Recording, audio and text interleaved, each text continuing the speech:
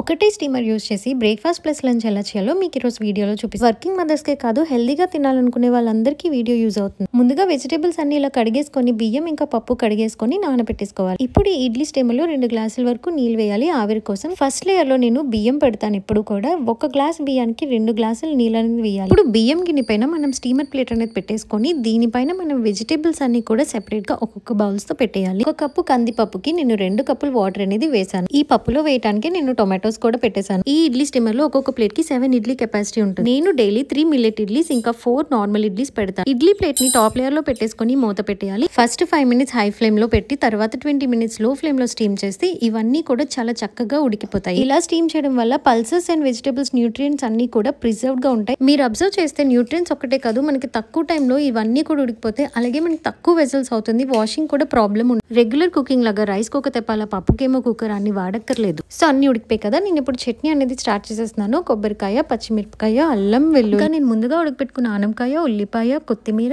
వేపిన శనగపప్పు వేసి బాగా మిక్స్ చేసేసి చట్నీ చేసేసాను. మా హస్బెండ్ ఆనంకి అస్సలు తినరు, అందుకే నేను ఇలా సీక్రెట్ గా కొబ్బరి చట్నీలో వేసేస్తాను. తను కూడా చట్నీ చాలా బాగుంది అనుకుని తినేస్తారు. తర్వాత పప్పు టొమాటో తాలింపు పెడుతున్నాను. ఆవాలు, జీలకర్ర, ఎల్లుల్లిపాయ, పచ్చిమిరపకాయ, కరివేపాకు వేసి బాగా దోరగా వేయించుకోవాలి. తర్వాత ఉప్పు వేసి ఇంకొంచెం సేపు వేయించి తర్వాత ఉల్లిపాయ, అనగా తరిగిన ఉల్లిపాయలండి, తర్వాత మిరపకాయలు వేసి బాగా వేయించుకొని ఇప్పుడు పసుపు, కారం వేసి ఒక్కసారి వేయించుకున్న తర్వాత మనం ఉడకబెట్టుకున్న టొమాటోస్ కూడా వేసి, టొమాటోస్ ఆల్రెడీ ఉడికిపోయి కాబట్టి ఒకసారి ఇలా కలిపితే చాలు. ఇప్పుడు ముందుగా ఉడకబెట్టిన పప్పు అనేది వేసేసి కలిపేస్తున్నాను. తర్వాత హాఫ్ గ్లాస్ వాటర్ వేసి నేను ఒక 5 మినిట్స్ మరిగించుకున్నాను. అంతే, పప్పు టొమాటో తయారైపోయింది. నిజానికి మనం నార్మల్ గా పప్పు టొమాటో చేస్తే కుక్కర్ లో పెడతాము, దాంట్లో విజిల్స్ అన్ని లెక్క పెట్టుకోవాలి. అలాగే నాకు కుక్కర్ తోమడానికి కూడా చాలా కష్టంగా అనిపించేది, కానీ ఇప్పుడు మాత్రం పప్పు కానీ లెంటిల్స్ కానీ చాలా ఈజీగా ఉడకబెట్టేస్తున్నాను. లంచ్ లో మనకి కార్బోహైడ్రేట్స్ అండ్ ప్రోటీన్సే కాదు ఫైబర్ కూడా చాలా ఇంపార్టెంట్. అందుకే కనీసం 2 వెజిటేబుల్స్ కంపల్సరీ మనం తినాలి. వెజిటేబుల్స్ వల్ల గట్ హెల్త్ చాలా ఇంప్రూవ్ అవుతుంది. అలాగే మనకి కాన్స్టిపేషన్ కూడా అసలు ఉండదు. సో మీరు ముందు చూసినట్టయితే కనుక నేను పొటాటో అండ్ క్యారెట్ మిక్స్ చేసేసి ఉడకబెట్టాను. ఎందుకంటే ఈ రోజు ఆలు క్యారెట్ ఫ్రై చేయమని మా హస్బెండ్ అడిగారు. అంతే,